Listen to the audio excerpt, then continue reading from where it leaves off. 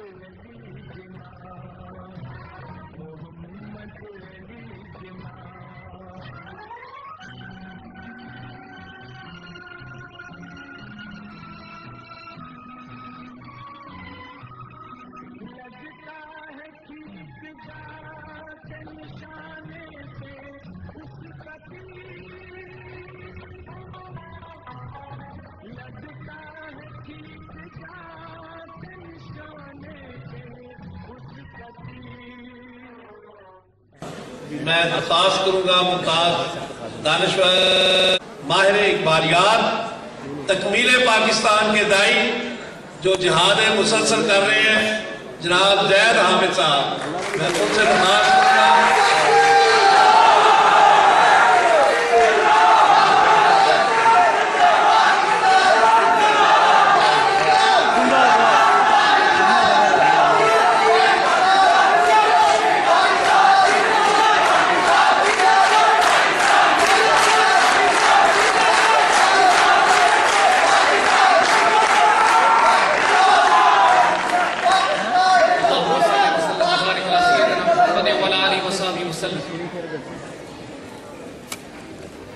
ہمارے بزرگوں، بھائیوں، بہنوں، بچوں، السلام علیکم ورحمۃ اللہ وبرکاتہ. ہم پر ایک قرض ہے، اس پاکستان ملت پر ایک قرض ہے. آج ہم اس قرض کو ادا کرنے کے لیے یہاں پر حاضر ہوئے ہیں. اس سے پہلے کہ ہم قائد اعظم کی بات کریں، قائد اعظم کی صفات کی بات کریں، اس مرد درویش کا وہ مقام جان لیجئے جو اللہ کے رسول صلی اللہ علیہ وسلم کے دربار میں انہیں نصیب. جانے کے بعد بہت ظلم کیا 63 سال میں ہم نے اس بابائے قوم کے ساتھ، اللہ کے رسول کے سپاہی کے ساتھ، امت مسلمہ کے عظیم ترین قائد کے ساتھ، جو ٹیپو سلطان کے بعد اللہ تعالیٰ نے تحفے کے طور پر امت رسول صلی اللہ علیہ وسلم کو دیا.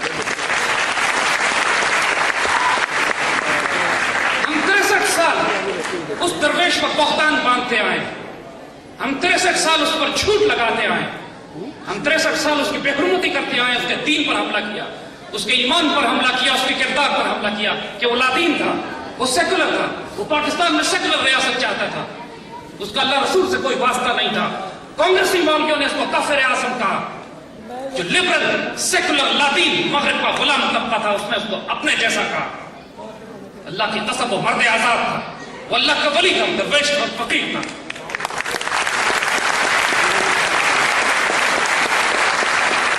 حضرت پیر جماعت علی شاہ رحمۃ اللہ علیہ، ہم نے تاریخ کو اس طرح مسخ کیا ہے کہ جن بزرگوں نے پاکستان کی تعمیر کی ان کے نام ہم نے تاریخ کی کتابوں سے مٹا دیے. حضرت پیر جماعت علی شاہ رحمۃ اللہ امیر ملت، پوری مسلمان ملت آپ کو امیر ملت کہہ کے تسلیم کرتی ہے. حضرت پیر جماعت علی شاہ قائد اعظم کے بارے میں فرماتے ہیں واللہ اللہ کا ولی. امیر ملت نے قائد اعظم کو اپنی پوری خدمات پیش کی، پوری مسلمان ملت کو متحد کیا، فتویٰ جاری فرمایا کہ مسلم ہے تو مسلم لیگ میں آؤ، اور جو مسلم لیگ کو ووٹ نہیں دے گا، جو قائد اعظم کو ووٹ نہیں دے گا، اس کو مسلمانوں کے قبرستان میں دفن نہیں کیا جائے گا. امیر ملت سے لوگوں نے سوال کیا، یہ تو گورا انگریز نظر آتا ہے، انگریزی بولتا ہے، اردو بھی نہیں جانتا. امیر ملت نے فرمایا تم اعظم کو نہیں جانتے، یہ ہمارا کام کر رہا ہے، یہ ہماری ڈیوٹی پہ، اللہ کے رسول کی ڈیوٹی پہ. امیر ملت نے قائد اعظم کو قرآن پاک کا تحفہ بھیجا، اس کے ساتھ ایک جائے نماز بھیجا، اس کے ساتھ ایک تسبیح بھیجی. قائد اعظم نے جوابی خط تحریر فرمایا، شکریہ ادا کیا، فرمایا امیر ملت آپ نے مجھے قرآن پاک اس لیے بھیجا ہے کہ مسلمان ہم قرآن کے لیے لازم ہے کہ اللہ کے حکم کو جانے، قرآن کو سمجھے، قرآن کو نافذ کرے۔ آپ نے مجھے جائے نماز اس لیے بھیجا ہے کہ جو اپنے رب کی اطاعت نہ کرے اس کی اطاعت اس کی قوم نہیں کرتی۔ آپ نے مجھے تسبیح اس لیے بھیجی ہے تاکہ میں اللہ کے رسول پہ درود شریف پڑھوں کہ جو اللہ کے رسول پہ درود نہیں پڑھتا اس پر اللہ کی رحمت نازل نہیں ہوتی۔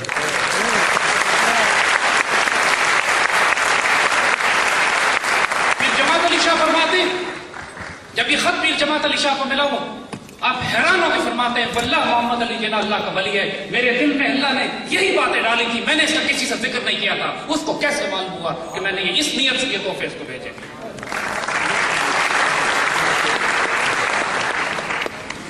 علامہ شبیر احمد عثمانی پہلے شدید مخالف پاکستان تحریک کے کانگریسی مولویوں کا بہت بڑا ٹولہ جو اس وقت بھی کانگریس کے ساتھ تھا، آج بھی کانگریس کے ساتھ ہے، انشاءاللہ قیامت میں بھی کانگریس کے ساتھ ہی اٹھے گا۔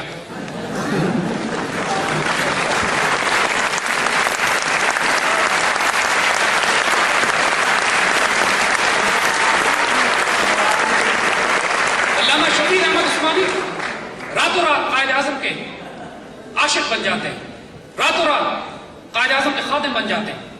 قائد اعظم نے ان کو یہ سعادت بخشی کہ پاکستان کا پرچم بلند کرے، ان کو یہ سعادت دی کہ اپنی نماز جنازہ پڑھائیں۔ علامہ شبیر احمد عثمانی سے جو یہ پوچھا گیا کہ راتوں رات آپ تبدیل کیسے ہو گئے، فرمایا میں بھی قائد اعظم کا مخالف تھا، لیکن رات میں خواب میں حضور صلی اللہ علیہ وسلم کی زیارت نصیب ہوتی ہے، آپ کے ساتھ قائد اعظم کھڑے ہوتے ہیں، حضور قائد اعظم کی طرف مخاطب کر کے فرماتے ہیں یہ میرا سپاہی ہے، اس کی مخالفت نہ کرنا۔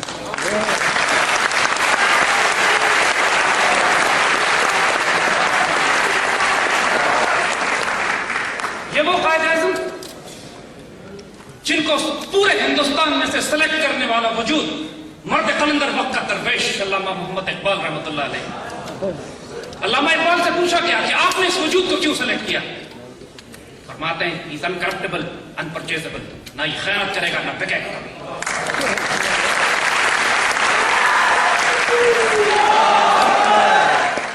ہمارے بڑوں نے ہم کو یہ بتایا، تاریخ میں وقت ایسا آ چکا تھا جب تمام اللہ کے ولی فقراء درویش اس پاکستان کو اللہ کی عمارت سمجھ کر اس کو بنانے کی تحریک میں شامل ہو چکے۔ اس وقت یہ کہہ دیا گیا تھا کہ نہ نماز کام آئے گی، نہ روزہ کام آئے گا، نہ حج کام آئے گا، نہ زکوٰۃ کام آئے گی اگر اس پاکستان سے خیانت کی۔ یہ پاکستان، یہ پرچم ستارہ و ہلال، یہ رہبر ترقی و کمال، یہ ترجمان ماضی بھی تھا ہمارا، یہ جان استقبال بھی تھا، اور اس پر سایہ خدا ذوالجلال بھی تھا۔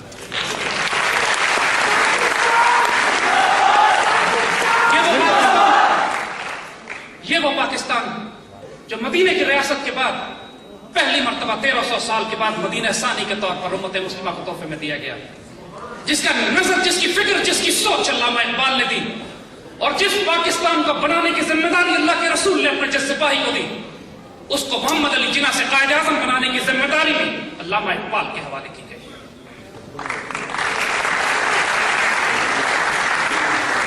جو یہ سمجھتا ہے کہ قائد اعظم کو علامہ اقبال سے الگ کر کے سمجھ سکے، وہ اس امت کے ساتھ خیانت کرتا ہے۔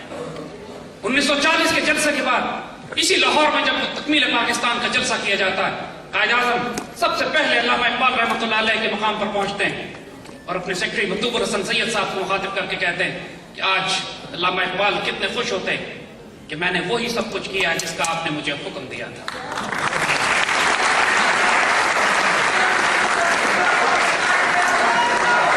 وہ قائد اعظم جب انتقال ہونے لگتا ہے، یعنی اس سے پہلے ذرا سمجھیے، اللہ کی قسم اس میں کوئی جھوٹ نہیں ہے کہ خلافت راشدہ کا جو ماڈل ہم اپنے ذہن میں، اپنے فکر کی تاریخ میں دیکھتے ہیں، حضرت عمر بن عبدالعزیز کا وہ ماڈل کہ پہلے ایسے شہزادے کہ جس بازار سے گزر جائیں طویل عرصے تک لوگ یہ بتا دیتے کہ یہاں سے عمر بن عبدالعزیز گزرے کہ شہزادے نے جو خوشبو لگائی ہوتی تھی پورا بازار معطر ہوتا تھا اس سے۔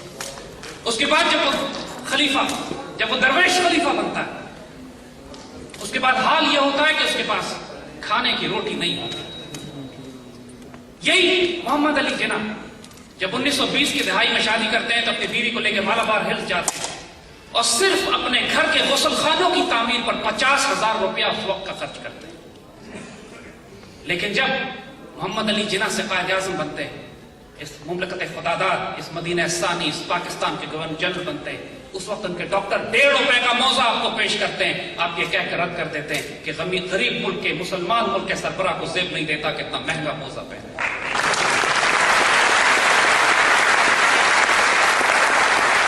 یہ وہ قائد اعظم ہے، صداقت اور دیانت، جو میرے آقا صلی اللہ علیہ وسلم کی وہ شان ہے جس کی گواہی کفار نے دی۔ شان نبوت کا اعلان بعد میں ہوتا ہے، صداقت اور دیانت کی گواہی کفار بھی دیتے ہیں۔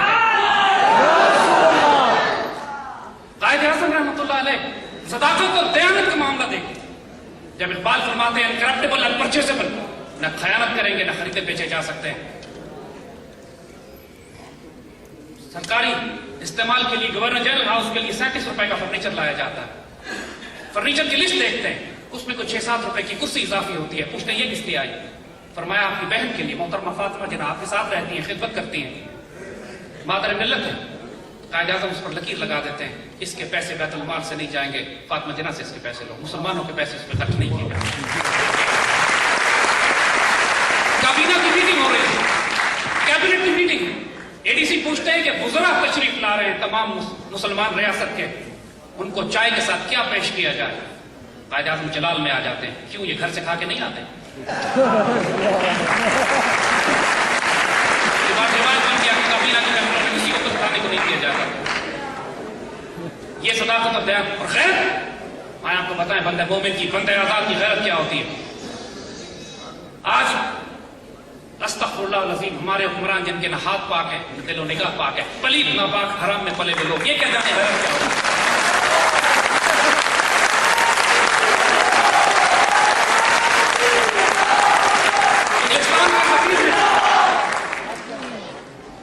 وہ نرم دم گفتگو، وہ گرم دم جستجو، وہ رزم ہو یا بزم ہو، وہ پاک دل وہ پاک باز۔ اس سے انگریز سفیر کہتا ہے کہ بادشاہ کا بھائی آ رہا ہے پاکستان، آپ اس کو ریسیو کرنے ایئرپورٹ جائیں، پاکستان کی بڑی عزت ہوگی۔ قائد اعظم جلال میں آ جاتے ہیں، بادشاہ کا بھائی آ رہا ہے، ٹھیک، کہتے ہیں میں ایئرپورٹ جاؤں گا بادشاہ کے بھائی کو ریسیو کرنے کے لیے، لیکن میری ایک شرط سن لو، جب میرا بھائی انگلینڈ جائے گا تو انگلینڈ کا بادشاہ اس کو ریسیو کرے گا۔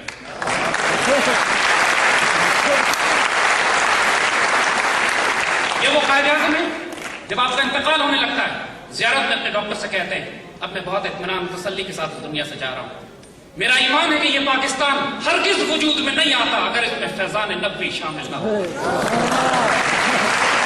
اور اب آنے والی نسلوں کی ذمہ داری ہے کہ اس پاکستان کو خلافت راشدہ کی بنیاد پر تعمیر کریں، تاکہ اللہ نے جو وعدے ان سے کیے ہیں وہ اللہ ان وعدوں کو پورا کرے۔ اس پاکستان کی تعمیر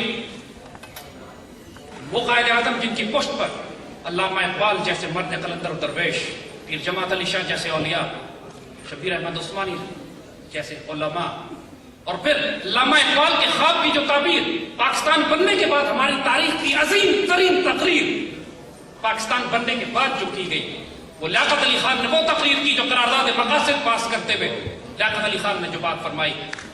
لیاقت علی خان نہ کوئی مولوی تھے، نہ کوئی ملا، نہ کوئی مفتی، لیکن اللہ اس کے رسول صلی اللہ علیہ وسلم کی محبت میں جو قرارداد مقاصد پیش کر کے گئے، جو اہداف طے کرتے ہیں اس ریاست اسلامی کی، جو علامہ اقبال کے نظریے فلسفے پیر جماعت علی شاہ کی رحمت برکت اور فکر اور سوچ، علماء اسلام اور علماء دین کی، اور 1400 سال کی مسلمان تاریخ کی نمائندگی کرتے ہوئے جو قرارداد مقاصد پاس کی گئی، اس میں سب کچھ لکھ دیا گیا تھا کہ یہ پاکستان آنے والے وقتوں میں کیسی ریاست بنے گا، جس کی بنیاد قرآن و سنت پہ ہوگی، جس کی تعمیر لا الہ الا اللہ پہ ہوئی ہے، اس کی تکمیل محمد رسول اللہ پہ کی جائے گی انشاءاللہ۔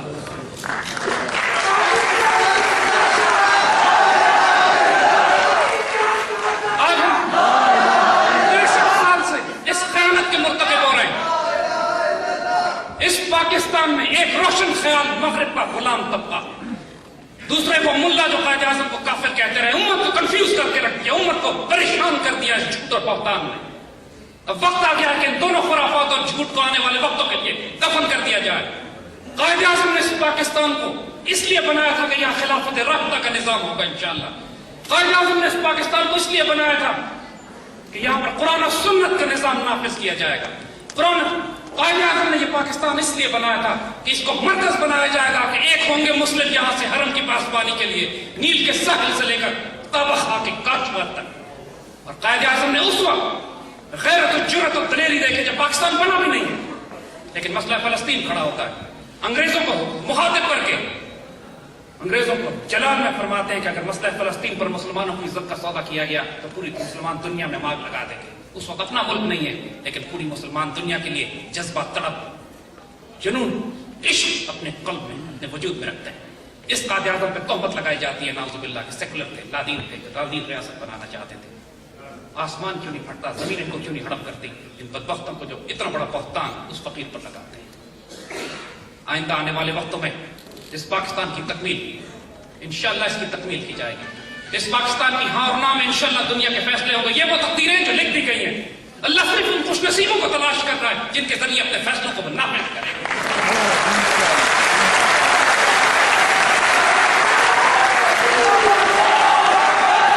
یہ کچھ خبریں ہم کو سنا دیتے ہیں. اس پاکستان میں اس کا معاشی نظام تبدیل ہو کر انشاءاللہ خلافت راشدہ کی بنیاد پر ہوگا. قائد اعظم نے اسٹیٹ بینک کا افتتاح کرتے ہوئے یہ بات فرمائی تھی کہ مغرب کے معاشی نظام نے یعنی سود اور ربا کے نظام نے اس دنیا کو تباہی کے دہانے پر کھڑا کر دیا ہے اور کوئی معجزہ ہی انسانیت کو تباہی سے بچا سکتا ہے. اور اسٹیٹ بینک کو ذمہ داری دی گئی تھی کہ اس پاکستان سے سود اور ربا کا نظام ختم کر کے یہاں پر اسلام کا معاشی نظام قائم کرے جس کی بنیاد سونے اور چاندی پہ، درہم و دینار پر، اسلام کے real wealth based economic model پر. اسٹیٹ بینک نے، اس ملک کی عدالتوں نے پچھلے 30 برس ہو گئے پاکستان کی شرعی عدالت اور سپریم کورٹ کے درمیان وہ فائل ایک دوسرے کی طرف پھینکی چلی جا رہی ہے جس میں سود اور ربا کے نظام کو ختم کرنے کی بات کی گئی. اس ملک میں عدالتی نظام جو آج بھی انگریزوں کا بنایا ہوا ہے، جو کفر کے نظام کا بنایا ہوا ہے، جہاں پہ صرف طلاق اور قتل اور کرائے کے مقدمات 30 سال تک چلتے ہیں، یہ وہ پاکستان نہیں تھا جس کا قائد اعظم نے خواب دیکھا، جس کے لیے 50 لاکھ شہداء ہم نے دیے اور جو آئندہ آنے والے وقتوں میں امت مسلمہ کی قیادت کرے گا. اس پورے پاکستان کو اس کی دوبارہ تعمیر کرنی ہے، اس کے لیے قربانیاں دینی ہوں گی، اس کے لیے شہداء دینے ہوں گے. اپنے آپ کو تیار کریں. یہ اذانیں بار بار آپ کے پاس نہیں آئیں گی. علامہ اقبال نے جب جا کے افغانستان کے بادشاہ کو وارننگ دی تھی کہ پاکستان بننے والا ہے، اس پاکستان سے خیانت نہ کرنا، تو اس فقیر نے جا کے وہاں پہ ان کو صاف وارننگ دی تھی. دیگر تانائے راز آیت کے نائب، یہ فقیر باز آیت کے نائب. دوبارہ راز جاننے والے تمہارے پاس شاید آئیں یا نہ آئیں، یہ فقیر تمہارے پاس دوبارہ بار بار لوٹ کر نہیں آئیں گے. توبہ کا وقت تمہارے پاس اب ہے. اس حکمرانوں کو بھی وارننگ دی جا رہی ہے، ان کی قبروں کے نشان کسی کو نہیں ملیں گے. جس روش میں یہ چل رہے ہیں آج، اللہ نے اپنے بندے لے کر آنے، وہ آنے والے ہیں. صرف انتظار کرو، ہم آپ کے ساتھ انتظار کر رہے ہیں. اللہ اس پاکستان کا حامی ناصر ہے.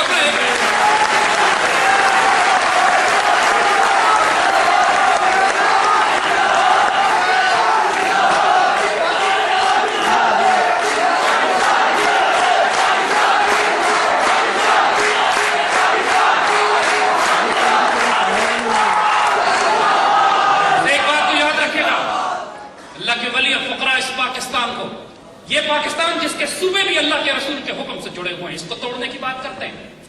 پچھلے دنوں پاکستان کے مین سٹریم چینل کے اوپر خان آف قلات کے پوتا آیا ہوا تھا. اس سے ٹیلی ویژن اینکر پوچھتا ہے کہ آپ آزادی کی آج کل بات کرتے ہیں.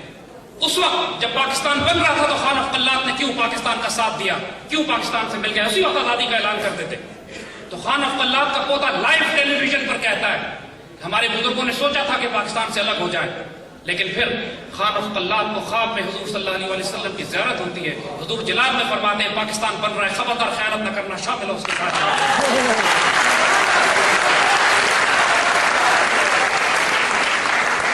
یہ آج اس اینکر نے پوچھا خان آف قلات کے پوتے سے، کیا آپ یہ کہہ رہے ہیں کہ بلوچستان اس لیے پاکستان میں شامل ہوا تھا کہ اللہ کے رسول نے حکم دیا تھا؟ وہ کہتا ہے ہم کو ہمارے بڑوں نے یہی بتایا ہے.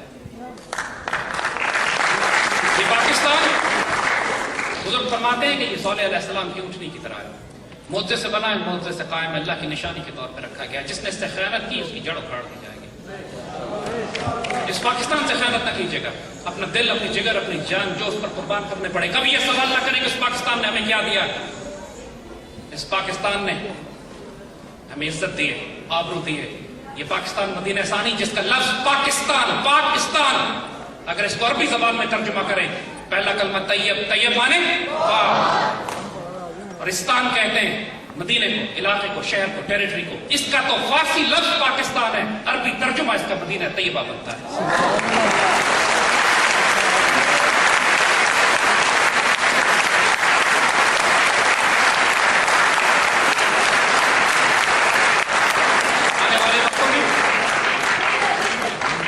آنے والے وقتوں میں ایک شاندار تقدیر آپ کا منتظر ہے. اپنے آپ کو اس حصہ بنائیے, بدنصیب نہ ہو جائیے گا. ایسا نہ ہو کہ وقت آنے پر آپ تاریخ کے دوسرے سے کھڑے ہوں. اللہ کے فیصلے اب ظاہر ہونے کا وقت بہت نزدیک ہے انشاءاللہ. اللہ پاکستان کو